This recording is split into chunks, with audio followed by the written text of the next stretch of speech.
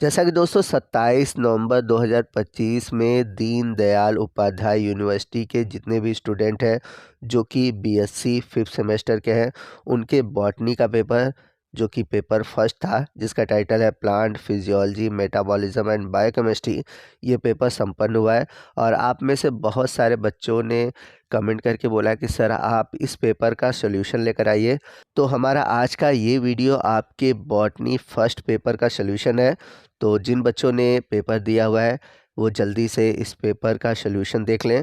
तो आइए चलते हैं क्वेश्चन की ओर। पहला क्वेश्चन है, निम्नलिखित में से कौन सा जल के प्रकाशीय विघटन के लिए आवश्यक है। तो आप सभी ने फोटोफॉस्फोराइलेशन पढ़ा होगा, तो उसमें आपने नॉन साइक्लिक रिएक्शन देखा होगा। तो उस दौरान आपने देखा होगा कि जो मैग्नीज है उसके उपस्थिति में ही जल का विघटन होता है। तो आपका राइट ऑप्शन है यहाँ पर ऑप्शन सी, मैग्नीज। आइए चलते हैं अगले क्वेश्चन की ओर। क्वेश्चन नंबर सेकंड है, for the synthesis of one glucose molecule in the Calvin cycle operates, यानी कि ग्लूकोज के अणु को संश्लेषित करने के लिए केल्विन चक्र चलता है। तो आपको बता दें कि ग्लूकोज के एक अणु को संश्लेषित करने के लिए कुल 6 बार केल्विन चक्र चलते हैं। तो इस क्वेश्चन का जो राइट ऑप्शन है ऑप्शन बी है, 6 टाइम। क्वेश्चन नंबर थर्ड है, photo system second occur in, यानी कि जो पीएस सेकेंड होता है वो किस में उपस्थित होता है। तो ये उपस्थित होता है हरित लवक के ग्रेना में। तो आपका राइट ऑप्शन है यहाँ पर ऑप्शन बी। आइए चलते हैं क्वेश्चन नंबर 4 की ओर। क्वेश्चन नंबर 4 है, a process that make an important difference between C3 and C4 plant. तो आपको बताना है कि ऐसा कौन सा प्रोसेस है जिसमें कि C3 और C4 पौधों में अंतर बनता है। तो आपको बता दें कि फोटो रिस्पायरेशन जो है, यानी कि जो प्रकाश श्वसन की प्रक्रिया है, यही एक ऐसा प्रोसेस है जो कि C3 और C4 पौधों को एक दूसरे से अलग करता है। तो इस क्वेश्चन का जो राइट ऑप्शन है ऑप्शन ए है, फोटो रिस्पायरेशन, यानी कि प्रकाश श्वसन। चलते हैं अगले क्वेश्चन की ओर। क्वेश्चन नंबर 5 है, एसेंट ऑफ सैप इज, यानी कि रसारोहण है। तो रसारोहण होता क्या है, पहले ये हम समझते हैं।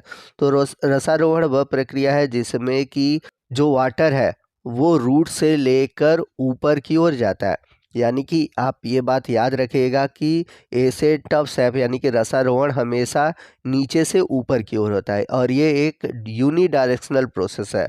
तो इसलिए आपका जो राइट ऑप्शन है ऑप्शन बी है, upward movement of SAP. Question number 6 है, डिक्सन एवं जॉली के अनुसार रसारोहण में सबसे प्रमुख घटना है। अगर आपने डिक्सन और जॉली का एक्सपेरिमेंट पढ़ा होगा या आपने थ्योरी पढ़ा होगा तो आपको पता होगा कि इन्होंने बताया था कि एसेंट ऑफ जो सैप होता है, यानी कि जो पौधों में पानी ऊपर की ओर चढ़ता है, तो उसके लिए रिस्पॉन्सिबल होता है ट्रांसपिरेशन पूल थ्योरी। यानी कि सबसे जो महत्वपूर्ण भूमिका होती है पानी को ऊपर की ओर चढ़ाने के लिए वो होती है वाष्पोसर्जन की।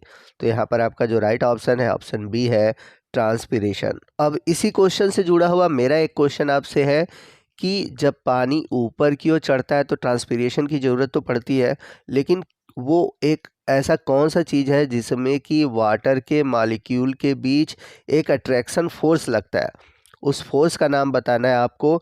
और उसी फोर्स के कारण ही वाटर के मॉलिक्यूल एक दूसरे के पीछे पीछे ऊपर की ओर चलते जाते हैं। तो आप आंसर हमें कमेंट करके बताइएगा। क्वेश्चन नंबर 7 है, what is the primary purpose of girdling experiment. तो गर्डलिंग प्रयोग का मुख्य उद्देश्य क्या है।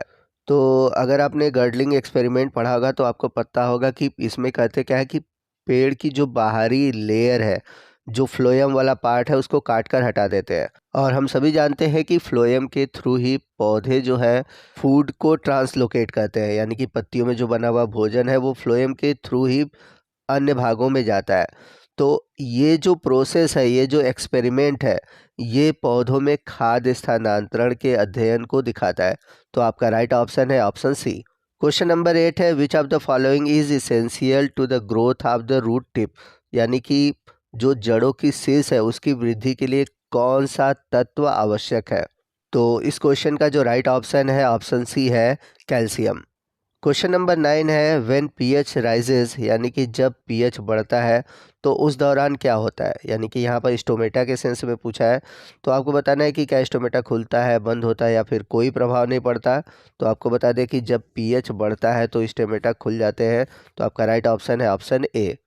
क्वेश्चन नंबर 10 है name the specialised pore for gustation, यानी कि जो बिंदु स्राव है उसके लिए विशेष छिद्र कौन सा है।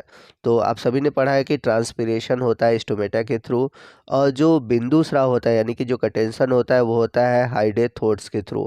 तो आपका राइट ऑप्शन है यहाँ पर ऑप्शन सी। चलते हैं क्वेश्चन नंबर 11 की ओर। क्वेश्चन नंबर 11 है गटेंशन इज द रिजल्ट ऑफ, यानी कि जो बिंदु स्राव होता है वो किसका परिणाम है। तो आपको बता दें कि जब वायुमंडल में आर्द्रता बढ़ती है, नमी बढ़ती है, तो उस दौरान होता क्या है कि रूट प्रेशर की वजह से जो वाटर मॉलिक्यूल है वो वाटर के फॉर्म में ही बाहर निकल आते हैं, और उस प्रोसेस को हम बोलते हैं गटेंशन। तो गटेंशन जो जनरली होता है वो रूट प्रेशर यानी कि मूल दाब की वजह से होता है। तो इस क्वेश्चन का राइट ऑप्शन है ऑप्शन बी। क्वेश्चन नंबर 12 है ऑर्गेनिक सॉल्यूट ट्रांसलोकेट थ्रू, यानी कि कार्बनिक जो विलेय है उनका स्थानांतरण होता है। तो ऑर्गेनिक सॉल्यूट का जो स्थानांतरण होता है, ट्रांसलोकेशन होता है, वो होता है फ्लोएम के द्वारा। तो आपका राइट ऑप्शन है ऑप्शन ए। अब यहाँ पर आपसे एक क्वेश्चन और है कि अगर फ्लोएम से होता है तो फ्लोएम के कौन से सेल के थ्रू होता है, क्योंकि आपने फ्लोएम के कंपोनेंट पढ़े हैं। तो फ्लोएम का कौन सा कंपोनेंट है जिसके द्वारा ये जो ऑर्गेनिक सॉल्यूट है वो ट्रांसलोकेट होते हैं। आप इस क्वेश्चन का आंसर हमें कमेंट करके बताएंगे। अगर नहीं भी पता है तो आप हमसे पूछ सकते हैं, मैं इसका आंसर आपको प्रोवाइड कर दूंगा। क्वेश्चन नंबर 13 है प्रोटोप्लाज्म स्ट्रीमिंग हाइपोथेसिस जो है वो किसने दिया था। तो आपको बता दें कि जो प्रोटोप्लाज्म स्ट्रीमिंग थ्योरी है इसे डिवरीज ने दिया था और बाद में इसको कर्टिस ने इसका सपोर्ट किया था। तो यहाँ पर जो राइट ऑप्शन है ऑप्शन बी है। चलते हैं क्वेश्चन नंबर 14 की ओर। क्वेश्चन नंबर 14 है प्लाज्मोडेस्मेटा इज इन्वॉल्व इन, यानी कि जो प्लाज्मोडेस्मेटा होता है वो किससे जुड़ा हुआ है। तो इस क्वेश्चन का जो राइट ऑप्शन है ऑप्शन बी है सिम्प्लास्ट थ्योरी। क्वेश्चन नंबर 15 है if the value of R Q is 1 the respiratory substrate is, यानी कि जो श्वसन गुणांक है अगर 1 आता है तो श्वसन की प्रक्रिया में जो पदार्थ प्रयोग हो रहा है वो कौन सा है। तो आपको बता दें कि कार्बोहाइड्रेट्स के लिए जो आर क्यू होता है वो 1 होता है। तो आपका राइट ऑप्शन है ऑप्शन ए। अब यहाँ पर आपसे एक क्वेश्चन है कि कौन से सबस्ट्रेट के लिए जो आर क्यू वैल्यू है वो 1 से ज़्यादा होती है। तो इस क्वेश्चन का आंसर आप हमें कमेंट करके बताएंगे। और जो भी मैंने क्वेश्चन अगर आपसे पूछा हुआ है, अगर आपको उसका आंसर पता है तो आप क्वेश्चन नंबर डाल के आप उसका आंसर दे सकते हैं। क्वेश्चन नंबर 16 है the end product of glycolysis is, यानी कि ग्लाइकोलाइसिस का अंतिम उत्पाद क्या है। तो अगर आपने ग्लाइकोलाइसिस पढ़ा हुआ है तो आपको पता होगा कि ग्लूकोज के एक मॉलिक्यूल से 2 मॉलिक्यूल बनते हैं पायरुविक एसिड के। तो इस तरह से ग्लाइकोलाइसिस का जो अंतिम उत्पाद होता है वो होता है पायरुविक एसिड। तो इस क्वेश्चन का जो राइट ऑप्शन है ऑप्शन सी है। अब इसी टॉपिक से जुड़ा हुआ मेरा एक क्वेश्चन है कि ग्लाइकोलाइसिस में तो बनता है पायरुविक एसिड, अब ग्लाइकोलाइसिस के बाद कौन सा स्टेप चलता है आप ये बताएंगे। दूसरा चीज़ ये भी है कि ग्लाइकोलाइसिस में कौन सा कंपोनेंट आगे जाता है। इस क्वेश्चन को आप ज़रूर खोजिएगा। अगर आंसर पता है तो अच्छी बात है, आप हमें कमेंट करके बताइएगा। अगर नहीं पता है तो भी आप हमसे पूछ सकते हैं, मैं इस क्वेश्चन का आंसर आपको बता दूंगा। तो दोस्तों आगे जितने भी क्वेश्चन हैं मैं उन सभी क्वेश्चन के आंसर आपको प्रोवाइड कर दे रहा हूँ। मैं अब बोल के नहीं बताऊँगा, क्योंकि अगर मैं हर क्वेश्चन को बोल के बताऊंगा तो वीडियो काफ़ी लंबा हो जाएगा। आप आंसर टिक लगा हुआ है, आप देख सकते हैं, आप अपने क्वेश्चन को मिला सकते हैं, उसका सॉल्यूशन देख सकते हैं। तो आपके कितने क्वेश्चन सही होते हैं आप हमें कमेंट करके ज़रूर बताइएगा। मैं देखना चाहता हूं कि आपके कितने क्वेश्चन आपके एग्ज़ाम में सही हुए हैं। और यदि आपको किसी क्वेश्चन से रिलेटेड डाउट है, आप पूछना चाहते हैं कि सर ये क्वेश्चन मेरा गलत है या सही है, या फिर हो सकता है मेरा कोई क्वेश्चन का आंसर गलत हो, तो आप प्लीज़ कमेंट करके बताइएगा। आपके कमेंट हमारे लिए हमेशा यूज़फुल होते हैं। मैं पूरी कोशिश करता हूँ कि आपके लिए सही सॉल्यूशन लेकर आऊँ। तो आप एकदम बेझिझक आप अपने कमेंट हमें दे सकते हैं।